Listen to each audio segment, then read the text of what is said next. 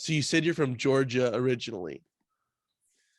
Yeah, I was born in Augusta, Georgia. My family lived there in Savannah for a little bit, and then we moved up to Dayton, Ohio when I was seven, I think, 7 or 8. And then yeah, I grew up in Dayton until 18, and I moved to Chicago. I've been here ever since. Wow. Yeah, yeah, it's all right. Did you like the move at 7? I mean, those are pretty formative years that you're there.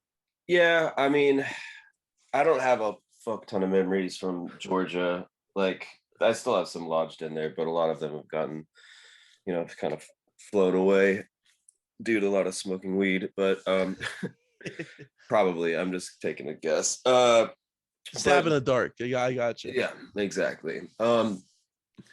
I mean, the move was all right, I guess. I mean, Dayton, I love Dayton, but it's Dayton, Ohio still, it's one of the faster dying cities in America, and a lot of segregation. I mean, a lot of crime, a lot of shit. But like, I mean, Dayton also is like a great place as like a musician. I mean, like my guitar teacher when I was living in Dayton taught Kelly Deal how to play guitar. And like, yeah, like Bob Pollard while I was fucking wandering around drunk downtown in Dayton, and Kelly and Kim Deal would be at the Starbucks up the street from my house and stuff like that.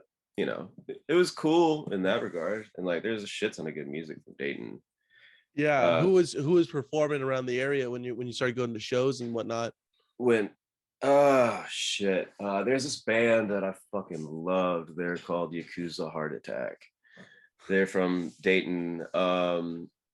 The main member of that band, his name's Keith Rankin. He's a pretty incredible visual artist now. He also runs a record label called Orange Milk Records. A lot of like kind of glitchy, kind of weird electronic shit, but really, really awesome stuff. And yeah, great visual artist. He had like a yeah. They were dope. It was kind of like this instrumental, like synth. Like they had two dudes playing just analog synthesizers and bass and drums, and it was like kind of like a punk take on this like just epic anthemic almost like video game music kind of thing, but like not like 8-bit, like more like full analog synthesis. I mean, I think you can still find this shit online. It's like, I mean, it's a fucking head bust. We used to just get stoned as hell and like play Mario Kart or like fucking Katamari and listen to them. And they were dope. Trying to think, because like I showed up in life, I guess, kind of at a sort of a tough point in Dayton music scenes, like because before that they had like there was Brainiac was a big band from there. It's like this noise punk stuff from the early 90s, also the Breeders, of course, Guided by Voices, shit like that. And when I started playing shows, a lot of people weren't playing because like there's like, I mean, we were a bunch of fucking degenerates, but like there was the Courage crew, which was like the straight edge crew at the time, and they would like go to shows and like fuck people up if they're drinking and stuff like that. Like it kind of fucked that scene up. And like that was the same time that like Hawthorne Heights is also from there. So all this like straight edge screamo bullshit was essentially ongoing. It was yeah, so there's like a lot of terrible things happening at that point. Right. But I still played in a few different bands there when I was growing up. I played drums in a shit ton of bands, and I basically just wanted to sound like Bill Ward from Black Sabbath. That's like all I wanted to do was just beat the shit out of the drums and like, That's all everybody wants to do, really, yeah, at the end of the day. pretty much, man. I mean, what more to life is there? Not much, but I mean, you were in a weird transitional phase too, right? I mean, it seemed like with bands, you kind of coming in and out, as well as moving out, you're kind of in that weird middle ground right there. Yeah, I mean, a little bit, I mean, I was the band that I played in the most when I was in Dayton. I think I joined when I was 15, and the second youngest member was 23. It was like the age group was like 15 to like 32.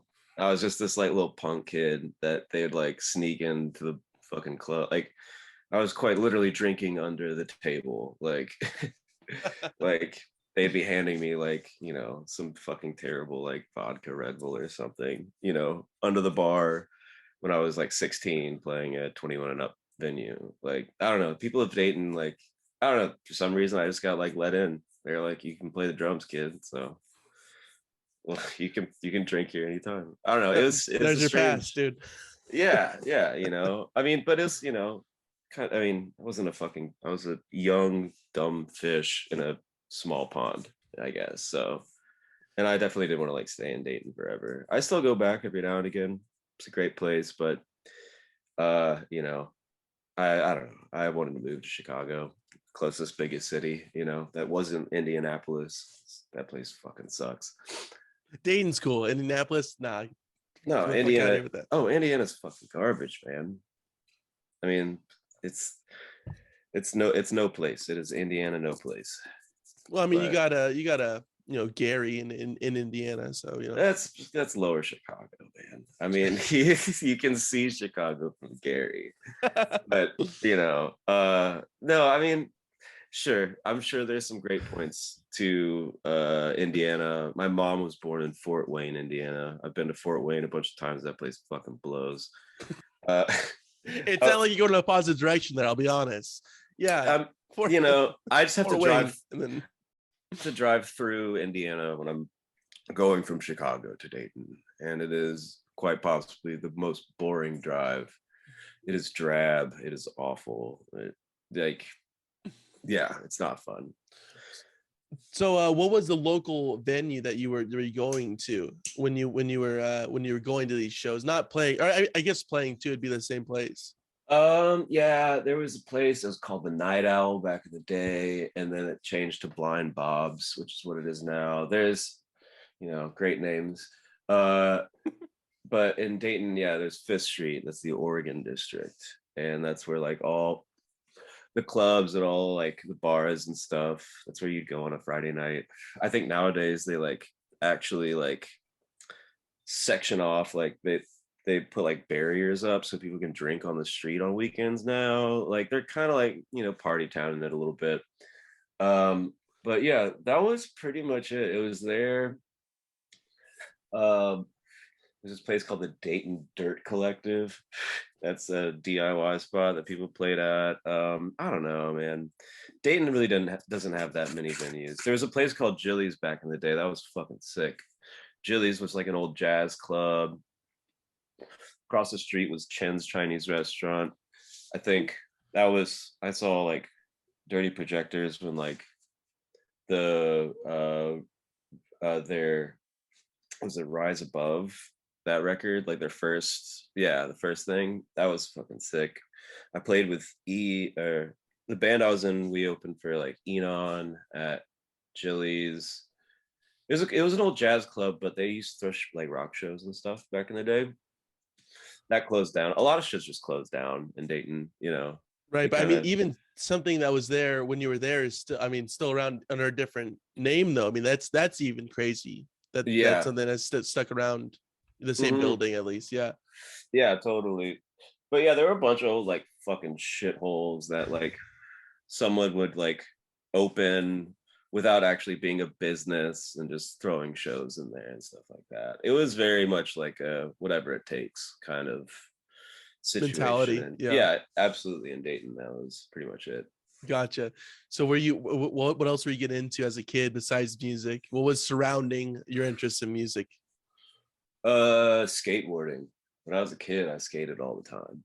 I don't really anymore as much. I still fucking love it. I love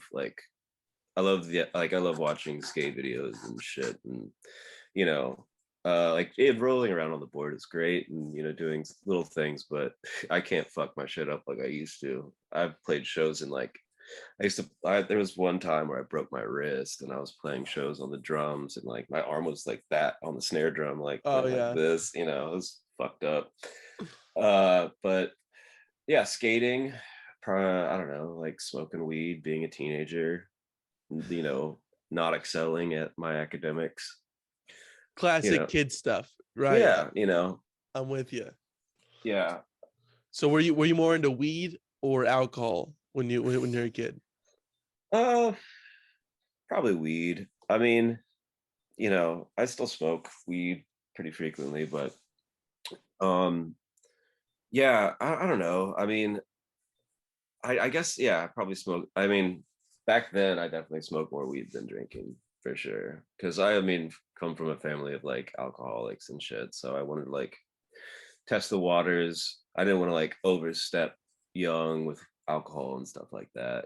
But um yeah, I don't know. I always liked, I mean, just for like listening to music and, making music and playing music, you know, it is a bit of a lubricant, I guess, smoking Sure. Oh weed, yeah. it's a way to, trick yourself into thinking that you're hearing something for the first time. If you recorded something and then you smoke weed, you're like, oh man, that's so cool, shit like that.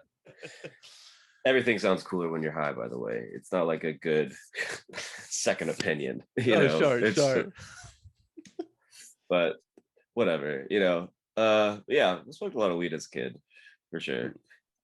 And this is pre-legal days, I'm assuming. Oh, absolutely. Yeah. This is like, 2005 or something, it Oh, when it was a was, drug, it was. yeah, for sure. But I wasn't like a giant fucking stone or anything, but, you know, I was definitely, tempted by the idea of getting high and fucking going to Waffle House or whatever, like, I mean, we were dumb kids just doing stupid shit. Right. So what prompted the move to Chicago? When did you decide, okay, I got to get out of here, I got to go do this? I moved to Chicago for college. I came here for school. I went to school for audio engineering at Columbia College of Chicago and was there for 4 years, did the thing, and then just made a lot of connections with different artists and different bands and stuff, and then started playing around and recording different bands and stuff like that. And you're just like, this is where I need to be. I'm gonna stay here. Yeah, I mean, I like it here. It's good. New York is a little too fast for me. I also don't want to like, I don't know, I could see myself having a panic attack every month, 2 days before the end of the month. Like, how the fuck am I going to make $500 so I can cover my rent? Right. you Also, know? I like how you pinpointed, like, yeah, maybe 2 days towards the end. I like it. I like how you had the specific. Yeah, I mean, that's probably It's when coming. Yeah. yeah, exactly. Chicago's cheaper, it's easier. Yeah, I don't know. I enjoy it here. There's a great bunch of musicians, a lot of great bands, a lot of great venues, you know. Right. What did you graduate school with? Like college. Yeah. Oh, I mean, it was just a bachelor's in audio engineering. Audio arts and acoustics is what they called it. That's what I was looking for. The real nitty gritty, the actual title. Audio arts and acoustics. Very nice. Did you choose that willy nilly, or were you like, this is what I want to do? Like, this is where my interests lie. I mean, I've always loved recording. Like I started recording when I was like 14, maybe, and just kind of learning the way things work and looking into that. Me and my buddy Andrew and another friend of mine, Jesse Remnant, we bought our first like reel to reel when I was 15, and like it was a Tascam M38 quarter-inch machine. Used the piss out of it. Broke pretty after like a year or two. I think we had already run it into the ground a little bit, but yeah, always been interested in that. Definitely wanted to make a career as a musician, but convinced my parents somehow that I would make more money as an audio engineer than to go to school for music, which is fucking bullshit. You don't make money in either of them unless, but Let's just select few. Yeah. yeah, exactly. Sure. By the time that we graduated, like we basically, you basically just got kicked onto Michigan Avenue and they're like, listen, kids are making gold records in their bedrooms. Like, we don't know what to tell you, sorry. So you, Like, I mean, you're also in that transitional. It's like do it yourself in your oh room kind of thing. You were right on the cusp of that. yeah, absolutely. I mean, like, fuck, dude. You know. I mean, you had the reel to reel yourself. I mean, you were Oh part of the yeah. problem. Well, I mean, commercial recording is what it is, and I honestly prefer to do it that way, or like, Yeah. to a degree. Like, I love working in studios and stuff, and it's great to do that. But I'm also one that really enjoys writing and recording at the same time, and you can't really do that unless you fucking load it or have your own professional recording studio, or you buy like, a fucking shitty audio interface and just do it at your crib. Um, which is fine, like, but yeah, there was like a portfolio center for like seniors. You're supposed to like, you know, that was supposed to help develop, your portfolio for finding work and stuff like that. And it was like not even fucking offered to the audio students. They're like, we ain't got shit for you. Like, I have a buddy that's I'm still in touch with every now and again named Matt Sharp, who did the acoustics program. And he, like, an acoustician, he's got work, but that's way too much like math for me. Like, I'm all right at math, but I can't, I don't know. I like the music side of audio. Not like technicality. That's like really Yeah. technical kind of Oh stuff. yeah. Gotcha. No, he'd be like, if you're driving down like 75 coming out of like Atlanta or something, like at this mile marker, you're gonna see like one of the like a noise pollution wall that's on the side of the interstate. Like, I designed that. It's like, that's fucking cool, but like, I don't fucking think that way. It's like, I don't know. It's Right, right, crazy, right. Yeah. Two people in the same thing, just different. It's just down different roads. It diverses. It or divulges. I don't even think Yeah. I use both those words are incorrect. But anyways, you get the point. Yeah, totally. You're with me, Colin. You're Yeah. there. You're along for the ride. Yeah, I'm picking up what you're putting down, my dude. I appreciate it, sir. Um, Yeah. so who was playing around the area when you first got there and first kind of got in the waters of the local music? Fuck. Let's see who was playing around. I mean, Joan of Arc was around. There were a bunch of just bands in college that like I would be trying to book shows with or play with or whatever. There's this band called Big Color. It's my buddy Brian Brissart, who's in Indianapolis now. That band was cool. We played a lot of shows with them and some of the bands that I was in at the time. Um, let's see. I know Smith Westerns were happening at the time, and the Ponies were around, and E Plus is another great band. Just like, shows around Chicago, nothing like monumental or like, at any sort of like national recognition at the time that I was affiliated with or like playing around or hanging with. But, there was, I mean, there was still a lot going on, especially like within the sort of sect that I made like a nest in Chicago, at least in the college scene that I was with. I think it was around like sophomore junior year we started. A couple buds, we kind of went in on the space in Chinatown in Michigan and Cermak. It was like it was Disturbed, that band. It was their old recording studio. Sick. Yeah, it was Good pretty vibes wild. in there. Yeah. Oh yeah, it was an old like auto show. I think it was like an old auto showroom or something because they had this huge fucking freight elevator in the back. Did it But work or no? It did That's actually. pretty good. That's pretty cool. Yeah, but it was like this fucking 4,000 square foot space. It was, turned into a professional recording studio, and then some like rave kids came in and fucked it all up and gutted it. But we had the skeleton of a recording studio, and we called it Field Trip. So like that band Yawn was a part of that, and then a few other groups. A band that I was in at the time, and yeah, we basically just put a bunch of like, low grade audio equipment in the fucking like skeleton of a actual recording studio. I think some of the isolation booths got turned into bedrooms and shit, and like, it was kind of gnarly. But That's awesome though. Were you living there at the time, or no? That was somebody else. I wasn't. I did not live there. At the time. I mean, I've crashed there. So I had crashed there on multiple occasions, but I wasn't living there at the time. But yeah, a couple of the guys from Jan were living there. Dave, who started the whole thing, he still runs Field Trip at whatever it is right now. That building got fucked over, and we got it got. I think I don't even know if that building's there anymore. I'm pretty sure it got demolished. But yeah, it was a wild time. It was good though. We had like a big fucking space in the back where we throw huge DIY shows and stuff. It was great.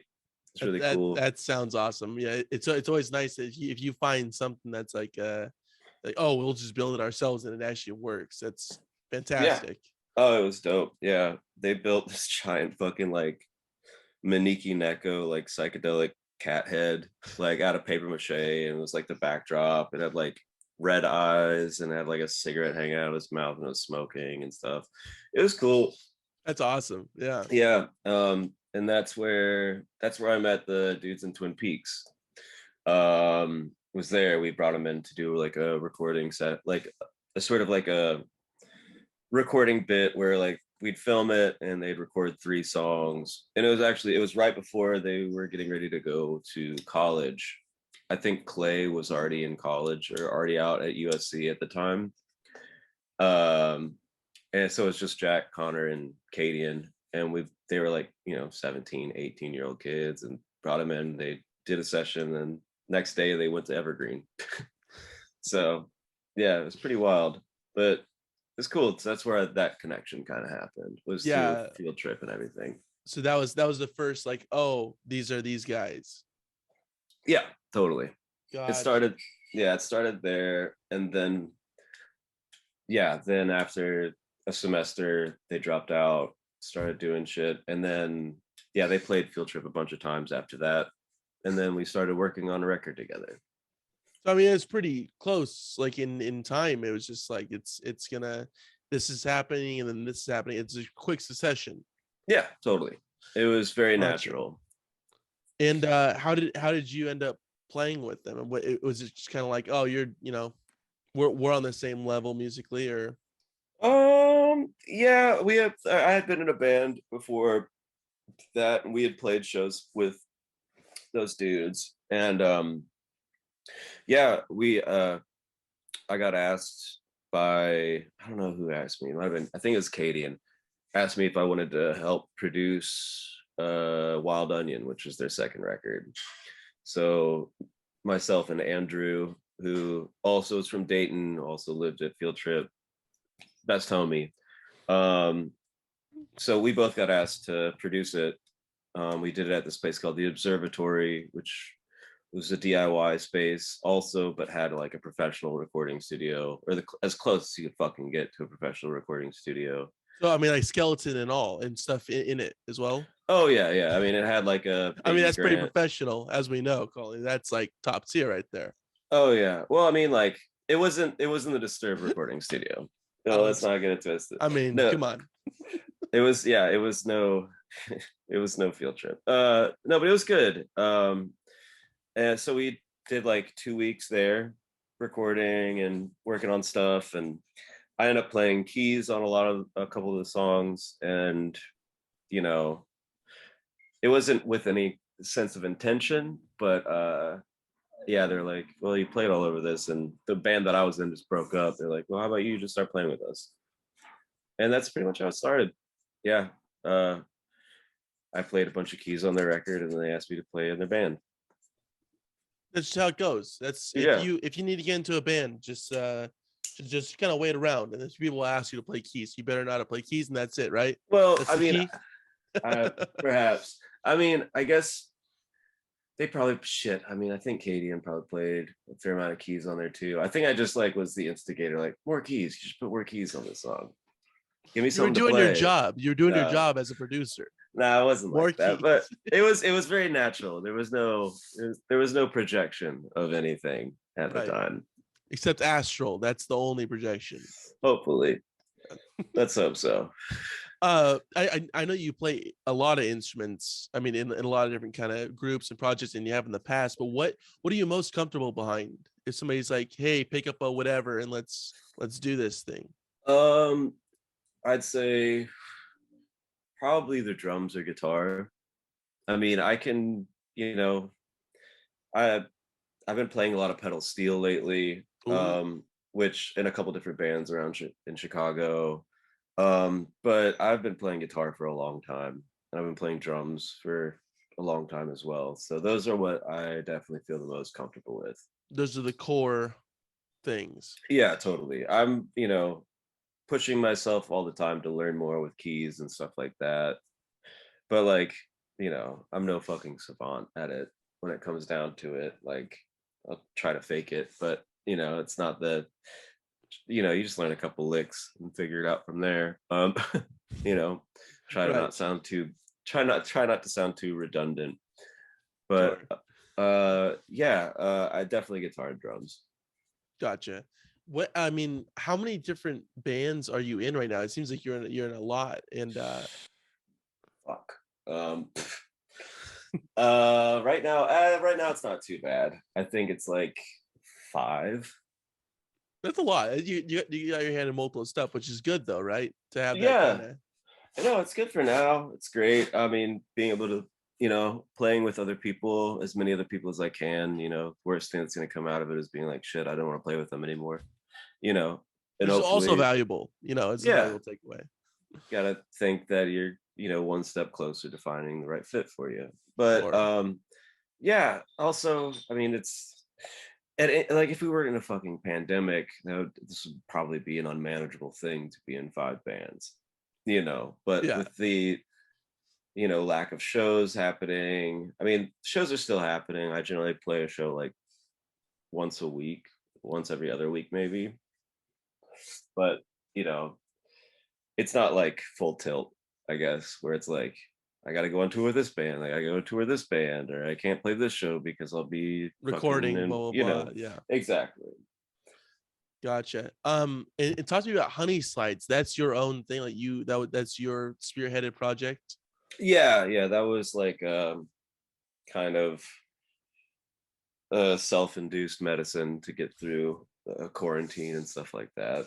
Yeah, that was a project that I just sort of wanted to do. Initially, it was supposed to be like full on collaborative, like I'd make a groove or something or record something and then have a musician come in and, fuck around and solo over it, or, put a melody on or whatever. But then, shit happened.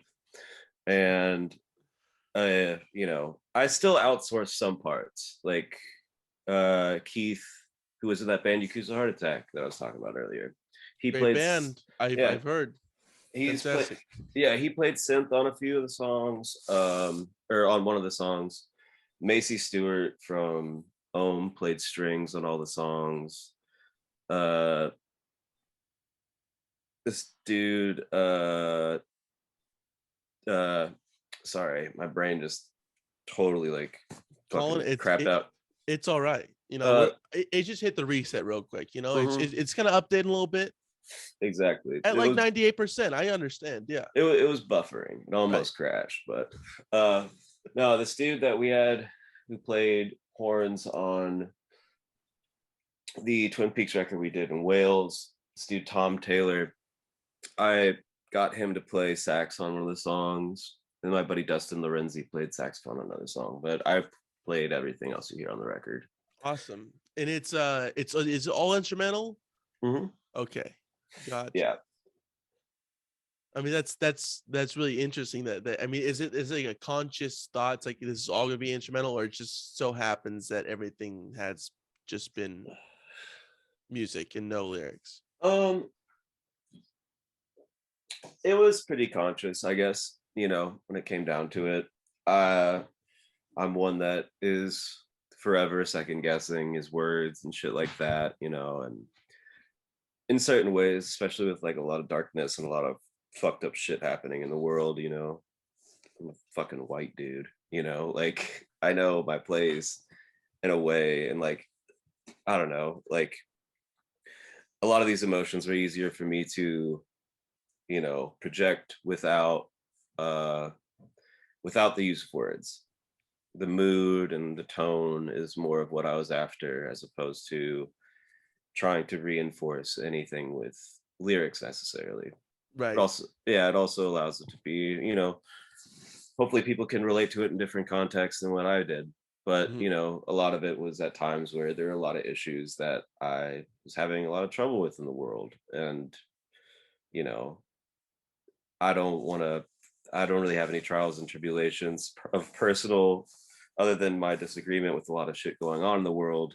Uh, you know, like as a white dude, I don't feel comfortable saying shit that, I don't know. I mean, I don't know if that makes any fucking sense, but Right. I'm with you. I'm with you. yeah, but kind of knowing your place and stuff. Like I donate a percentage of my writers' royalties to the NAACP because I know, where great music comes from, and I want to respect that and absolutely give back whatever I can because I know I didn't come up with myself. It's just how I feel and what I'm enjoying and what I'm digging. So, but yeah, that was kind of also, I just don't fucking want to sing all the time, man. I don't like singing. I mean, I will, but I'm not really trying to. And like, it's not like a solo record where I'm spilling my guts or something. It's more of just like a project that, And that album's coming out soon, though, correct? That you really get into the nitty gritty of it and sing the whole thing. yeah, in like 2052. Okay, so like right around the corner. We're almost there. You gotta wait another 30 years, but yeah, you'll get to it. I'll be the ripe age of 60 and you'll hear me talk about all my problems. It's coming though. It's coming. I'm excited for it. Yeah, just yeah, get on the mailing list and you'll hear from me eventually. Yeah, get on the email chain. I send out the stuff. Yeah. But regarding music that you are attracted to, are you more attracted like tone and how it sounds musically than the lyrics? I mean, is that what you're more drawn to? Oh, I mean, as a kid, absolutely. Mhm. Like I didn't know what the fuck they were talking about in all my favorite songs as a kid with like, Stones or whatever. I was not paying attention to lyrics at all. I mean, as I've gotten older, like that's definitely shifted now, but like I think my mind was always just so interested with the sounds, the energy that a combination of instruments and the way that they were recorded kind of hits or affects you, as opposed to like listening to the words and being like, man, I fucking relate to that. It's like I'm not paying attention to that shit at all. I'm just thinking about how huge this like sounds right now, or whatever kind of thing or whatever characteristic about the song or recording is like, spiked my interest. Right. So I mean, it's not. I mean, in lyrics can have an effect, but you're looking at more the how it's arranged and what they're trying to do at the certain point in the song.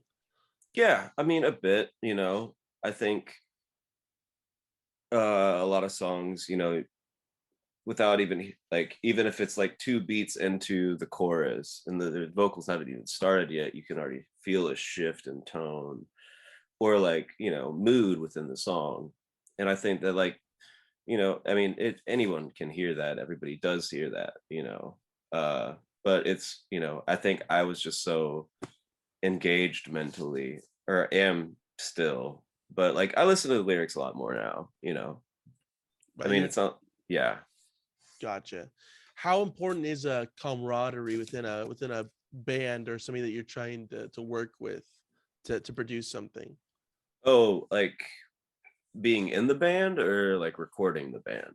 Both. I mean, I mean, if a certain half plays a larger part than the other half, I mean, that's fine. That's fine. There's no wrong answers, Colin, but there's Yeah. an answer I'm searching for. You know. Okay. Sure. So we'll see if uh, you give me it. all right. I'll do my best. All right. Yeah. Go ahead. Um, in the band, I mean, it's by context, in my opinion. I mean, camaraderie with anything. I mean, if it's a project that's shared at any regard, whether or not you're producing someone else's music, you're a part of the band, or you're the songwriter, or you're just in the band but aren't playing on the, I don't know, like if it's more of someone's personal effort that you're just assisting, you know. Everybody's got to be on the same page. You can't really like, I don't know. I mean, camaraderie has to be there regardless. You know, that's kind of the goal. You want to get as transparent as of the vision and what you're trying to get to, and like the end goal. But I mean, I'm a big proponent of making sure that like whenever you heard the idea of the song that you're trying to record, whoever heard it first in their head or whatever, if that's how it works, you know, the idea is to get as close to the way that you heard it in your head, right? That's, we never really fully accomplish that, and if you do, you're probably lying. um but you Right. know, that's always the goal though, right? Like the idea is to fulfill the vision that someone, yourself or your bandmate or your client, heard initially. I mean, and it's a good thing it doesn't turn out exactly like that, because you have other hands on it, you have other people working on it, you know. That's collaboration, that's camaraderie in its own right. So it's, but the goal is always to like respect and try to get that vision fulfilled to some degree, you Sure. know. And through compromise, I guess, is camaraderie. I like that answer, Colin. I didn't even know that's what I was searching for. Much like when somebody helps out with a song, you know, you try to Yeah. make it better, and you made the question better. I didn't even realize that was the answer I was looking for. Well, That's I'm why I need glad. you on here. You know. Hey, you know what? I'm glad that I could, you know, exceed whatever expectations you had set, because it seemed like they were pretty fucking high. I felt No, like I yeah. was gonna Oh, no, totally. Yeah. I mean, I'm like a purist in every form. So yeah, totally that was up to my standards. appreciated. Yeah. Thank you. If you had moved to like New York, you know, and had stayed there, or LA or something else, do you think that you would have been on the same trajectory with music as a whole? Or would it have been different? I mean, it would be involving music for sure. I mean, yeah, I would be doing music no matter where, no matter, because it's just been such a part of my life for forever.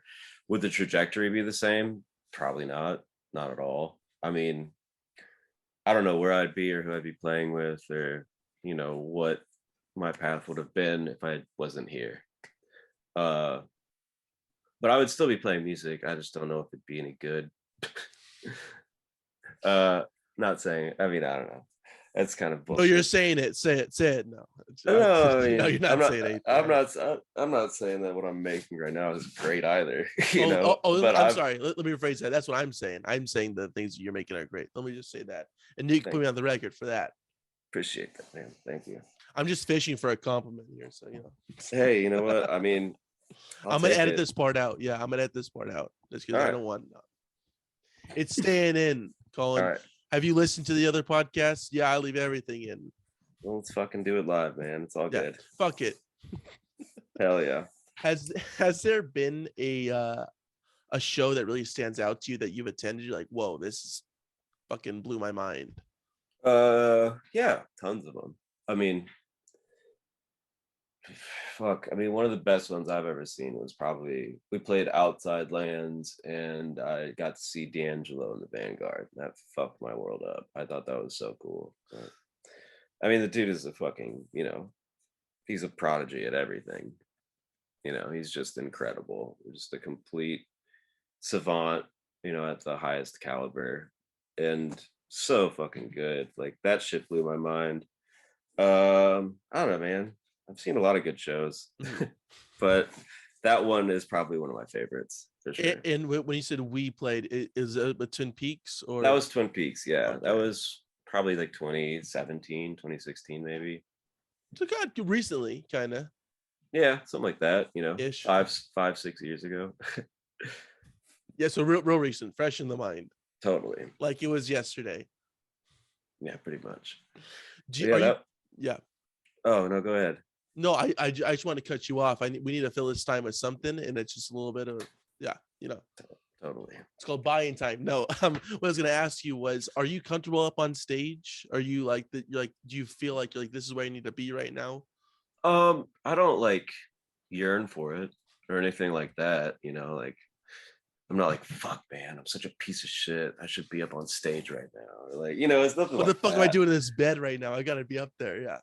Yeah, no, nothing like that. I mean, at first I didn't feel comfortable at all, really. I mean, I like would always sort of turn in towards the other members of the band. So it was like, you know, worst case scenario, I'll just try to go back to whatever basement we were practicing in or whatever. But these days I'm not like, I'll still get nerves, you know, everybody does, but not like, I don't know, like fucking debilitating, you know, like I won't be able to get through this kind of thing, you know. Right. Right. Yeah, but I also don't feel like I need to be on stage or anything like that. I mean, I I love touring. I love being on the road. I love doing that. I love playing shows, but I also am like incredibly content just being in a studio and, Yeah. you know, not seeing the light of day. Except that that freight elevator. That you can look at that, but besides that, Yeah, nothing yeah. else. Gaze out a really fucked up, dirty window, tiny little hole, you know. Right. Sure. Just little people. Just to get a little Hmm. glance outside. Right.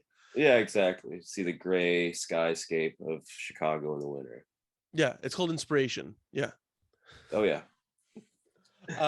What was the first band you went on to a tour with? Honestly, like the first band I went on a legit tour with absolutely was Twin Peaks. Yeah, that was wild. That was a fucking European tour. The first tour I went on was in a different fucking country. Oh, so you're like, nah, I've seen the States. Let me go do something else. It was not supposed to be like that at all. I was like, yeah, dude, fuck it. I'll make sure. Like, I had to like run and get a passport really quick. It's like, yeah, I had to go downtown and like get a passport in like 10 days or something Oh, stupid. easy. Yeah, super easy. Yeah, it was wild, but it was a great. I mean, it was awesome, man. This shit was dope. This is like I couldn't imagine a crazier first tour for like somebody. Sure. Yeah. Is there some moments from that stick out to you? Just like, oh my gosh, like this is such a just a difference from what I'm used to. Oh, I mean, yeah, there are plenty of stories and shit from that. I mean, it was also kind of crazy though too. At the same time, like I'd never been to Europe before.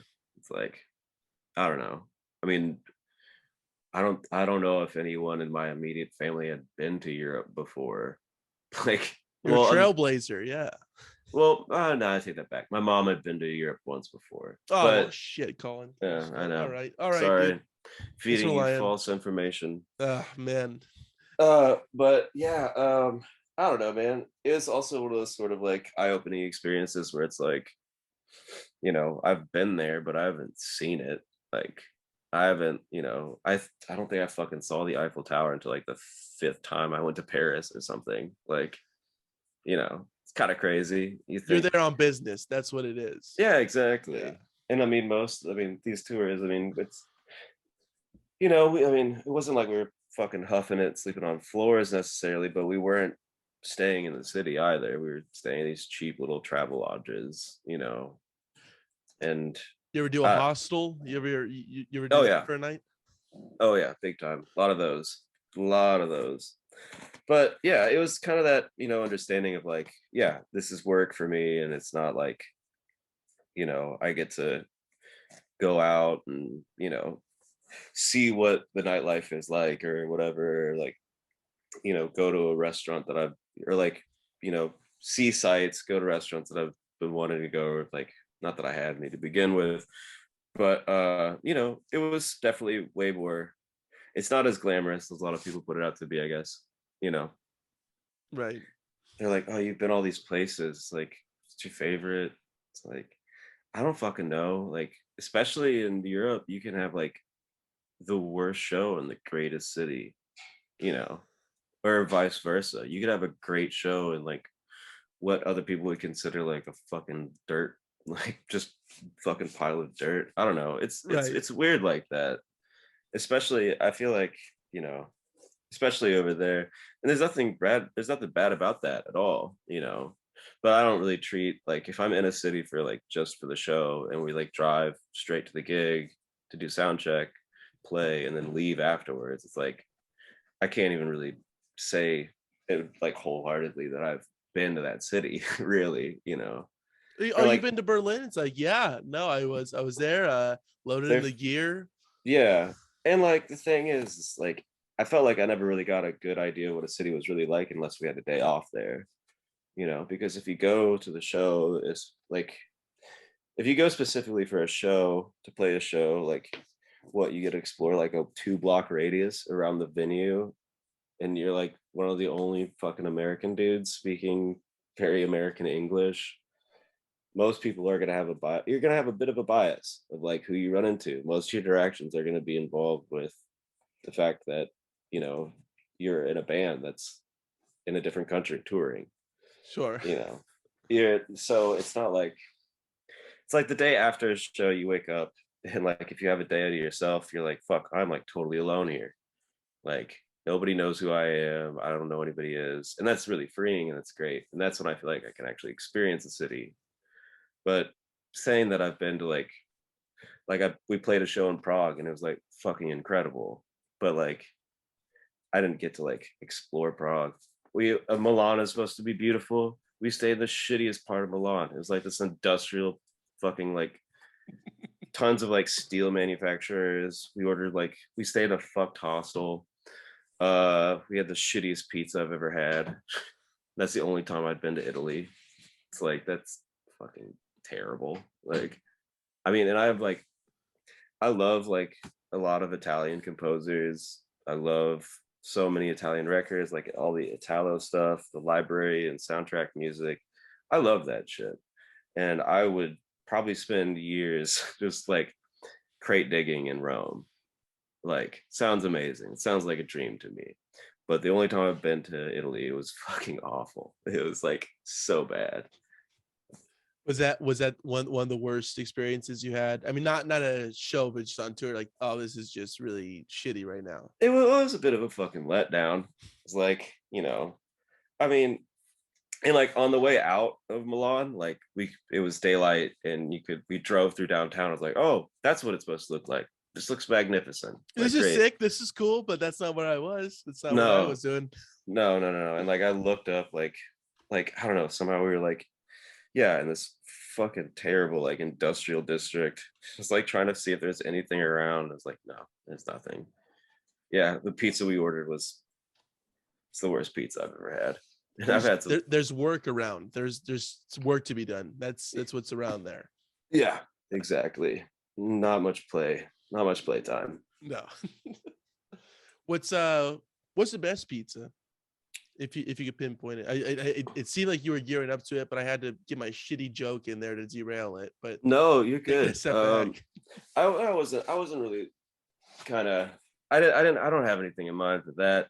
I mean, there's a lot of great pizza places in Chicago. I don't really give a shit about deep dish pizza I was gonna ask, personally. yeah. Yeah, I mean, it's good, it's fine for what it is, but also you have to like allot 3 fucking hours to like lay down, feel like a piece of shit, and try to digest like the 2 pounds of cheese you just ate. It's heavy, yeah.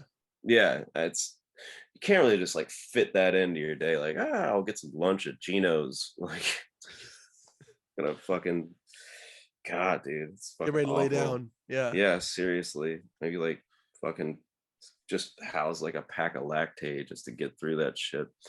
I Whatever like needs to be done, Yeah. yeah, whatever it takes. No, I'm more of a thin crust dude personally. I like thin crust pizza. Yeah. No, it's good. Yeah. I mean, you're supposed to be like, oh, Chicago is the best, but No, it's not. I appreciate you saying that. I do. Yeah. Right. No, I'd way prefer thin crust for You sure. doing Domino's or Domino's is whack, but I've also been told that by someone who lived in Philly that the best Philly cheesesteak you can get in Chicago is the Philly cheesesteak pizza from Domino's. So, all right. Well, I mean, that kind of leads to my sponsorship. Thank you to Domino's. Thank you for that little transition there. Absolutely. Send Yeah. over some cheesy bread, would you? Yeah. You twist or do you do the little Parmesan bites? Got a fucking stomach pain just from hearing that word cheese stick. I guess like I don't fuck with Cinesticks. That shit's gross. I'm not saying Cinesticks. I'm saying the Parmesan bites, man. Oh, I didn't say oh, nothing about no. are they like kind of like garlic knot looking fuckers, Right. right? I would not subject you to this cinnamon twists, though, sir. I'm not. Okay, I'm an asshole, but give me some credit, okay, Yeah, Colin? no Cinesticks. That shit's gross. Um, yeah, no Domino's. Not huge on Domino's. Okay, It's fair not enough. bad. It's not bad. I'll take it over Papa John's for Ooh, sure. yeah, Papa John's is a weird one. I don't know a lot of people who are ordering it just in general. I'm not quite sure who's saying, "Oh, I got Papa John's." Like that's just not something I hear. Well, you're not getting your shakaroni pizzas? The fuck? No, What's wrong with you, man? I'll tell you, because I buy so much Epson, ink and whatnot, and I'm with the General, so I'm supporting Shaq. But Okay. I'm just not doing Papa John's. That's the thing. All right. Well, Yeah. fair enough. I mean, I don't know how much of a backer you are of Shaq. You don't really sound like much of a Shacker to me. Well, I mean, I got Icy Hot. I do everything. I got the What the he's fuck? Gold Bond too. Yeah. Yeah. What commercial has he not been in? I Right. think at this point it's easier to pick out which ones he hasn't been in than which ones he has actually been a fucking part of a commercial for. 100%. Absolutely. Yeah. Crazy. That's for sure. So when did you eventually do a little North American tour? When did that come about? Was it directly like the tour after the Europe debacle? Pretty close after. We did 2 weeks in Europe. That was it was a great tour. It was amazing. And then 2 weeks, that's a lot of time. that was a little bit, yeah. But we had like 5 days of doing like DIY shows out there, which apparently don't happen all that often. But like we had figured out a way to do that, and Pune did like a tour diary on it, which was really sweet of her. That Oh was when I yes, it was first met Pune. 2015 or something like that, right? Yep. Okay. Yep, totally. After that, we went to Mexico. We played a festival in Mexico City. Almost got arrested there. That was fucked up. You did, or everybody did? Yeah, I did. It was stupid, but it is what it is. But we were supposed to play a show like 2 days later in Canada, and like 2 days to Mexico City to Canada. Yeah, it was flyouts, but yeah, that would have been bad if I'd gotten arrested and had to spend 11 days in Mexican prison instead of going to Canada to play like, I think we played like a fucking ski resort or something ridiculous. I don't know, man. This was like, that's sick. Yeah, I mean, I think we probably the guarantee, I'm sure, was great, but I definitely remember it. You remember that game, like, was it on N64 called like 1080? It was I heard, yeah. I think I know what you're referring to. Yeah, basically we were playing around like a bunch of like fucking 90s out snowboarder NPC characters. Like it was really, really weird. I mean, they were like real life NPCs. That's what it felt like at the time, I guess. It's like you guys don't really hear or feel anything. Well, I mean, like if that's not the audience that you want, I don't know what you're searching. I mean, it was sick. I mean, I think I was snowboarding once or twice while I was there. That was pretty dope. We found some fucking, some locals on the mountain to sell us some weed, and we had a great time. It was good. It would have been a shame to not have had that experience, because I'd be stuck in fucking Mexican jail. It's a little bit of a different experience. I'll give you that. But stories about it was a whole fucking bribe thing. That's all it was. It was just a bribe thing. Like I was fucking walking with an open container for a half of a block from the bar down the street to the hotel that all the bands are staying at, and then sirens went on. I had some weed in my pocket. I tried to ditch it. Basically we were fucking, it was lucky as shit that we had any US currency, period, because we had just spent 2 weeks in Europe. Like, I don't know how the fuck Jack had any cash, but Jack had $150 US. This is in front of the fucking hotel I'm staying at too. Like the concierge comes out and, like, bless her heart, is like writing on this piece of paper and holds it up to the window, and it basically comes out to like $150 US or 11 days in prison. Like that's what she wrote down for me to like decipher and figure out. Yeah, luckily Jack had some money, so we drove. He runs upstairs, grabs his cash. We drive half a block right in front of the fucking restaurant, and like we were hanging with like Juan Waters and the folks in Tops and stuff like that, and they're still out front, like drinking and hanging out and like having a great time. My ass was just like, I feel like going back to the room, I'm tired, and but I'm gonna carry this beer with me. So then, yeah, they like basically like take the money from under the shoulder, look over at Jack, count the money. And I've been trying, like, I'm not great at Spanish at all, but like I know a couple things, like trying to like say like, I'm so sorry, it's just in Europe, you're allowed to drink on the street there, all this shit. And they just like kept refusing to talk to me. And like I tried to say anything in English and it's nothing. Try to say in Spanish and they were kind of just cackle at me. But yeah, they took this money and they counted it and they looked back at me and they're like, have a nice night. And then like uncuffed me in plain English and like, you guys fucking suck.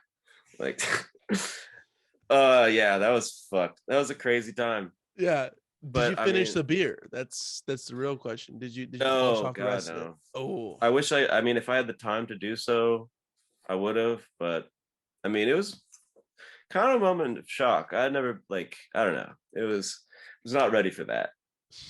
But right. Fresh off the European tour, going to Canada, no way, man. No way you were ready for that. No.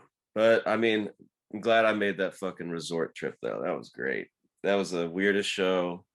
They got really pissed at us, I remember, because we played like just our general set, which is, like I think at the time it was probably like 13, 14 songs or something, about a 45-hour set, something like that. Nothing crazy. And like they got so fucking pissed at us. They're like, that's it? That's all you're gonna play? You didn't play any covers? Is there a second set?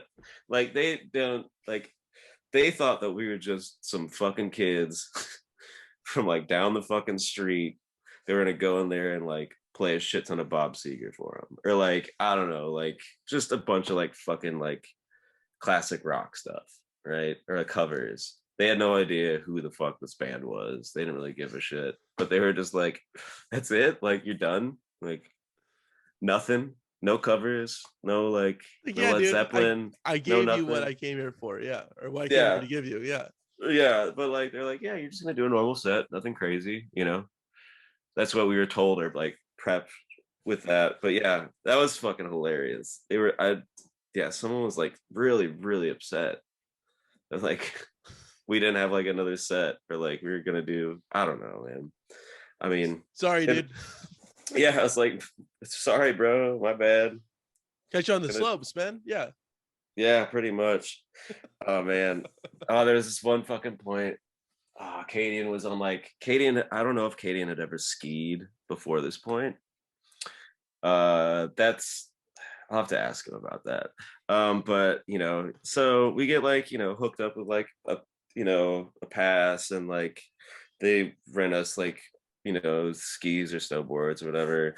Cadian is like goes to like this sort of the training hill. They have like a little kind of escalator. Yeah, exactly, the bunny slope. He's over there and he's like, going down it, trying to figure shit out. Meanwhile, next to the bunny slope is like the big fucking slalom course, and they're getting ready to do like a race. Like there are a bunch of like, there's probably like 10 or 20 like professional skiers, or just competing skiers in this slalom race or some shit. And they're at like the bottom of the bunny slope or the bunny hill, and Cadian just starts going backwards on accident, can't stop himself. And it's like a fucking bowling ball to some pins. It was amazing. He knocked like all of them over, like right before their race. And he was just like, just because he couldn't stop. Right. It was the bunny slope, it's like, man. It's not his fault. No, I mean, I remember after that, like, he had some slopes. I think that, I mean, I'm pretty sure he bit it a couple times for sure. But, I mean, he's still committed to it, so. You gotta commend that. You did. Yeah, absolutely. But 100%. I haven't thought about that trip in like years. That's crazy. That's what this But podcast is about, Colin. It's yeah, about man. to invoke these deep memories. You're reawakening my demons, bro. Yeah, bringing it to the forefront. But dude, thank you so much for coming on, Colin. I really appreciate it. Yeah, absolutely, And man. I'm so glad that we were able to do this. But I do like to wrap it up with some promo. Yeah, So sure. the people can stream Twin Peaks everywhere, and people can buy the merch at twinpeaksdudes.com. That's the best place to go for right. I suppose. I don't know anymore. All right, I'm gonna say yes.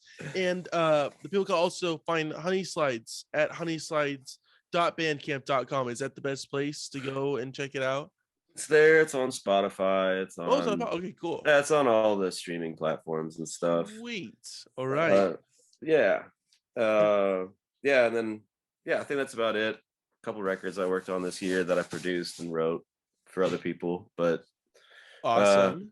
Yeah, the Finn Wolfhard's band, the Aubreys, produced their record, Boulevards. I co-wrote that record with and co-produced that record with Blake Ryan from Duran Jones and the Indications. Ooh. That comes out tomorrow. It's a lot of funk and soul and R&B that'll be kind out. Of stuff. Go check that out. When this drops, it'll already be out. So go listen to that right after this, right? Yeah. It'll be a cap off of this interview. But anyways, is there anything else that you got to plug? Nothing that's out right now. There are things in the works, so hopefully you'll hear some more music soon. Sweet. All right. Awesome. Thank you so much, Colin. I really appreciate you, boss. I'm gonna stop recording this. I'll talk to you in a minute, man. Hell yeah, dude. Take care, man. See ya, dude.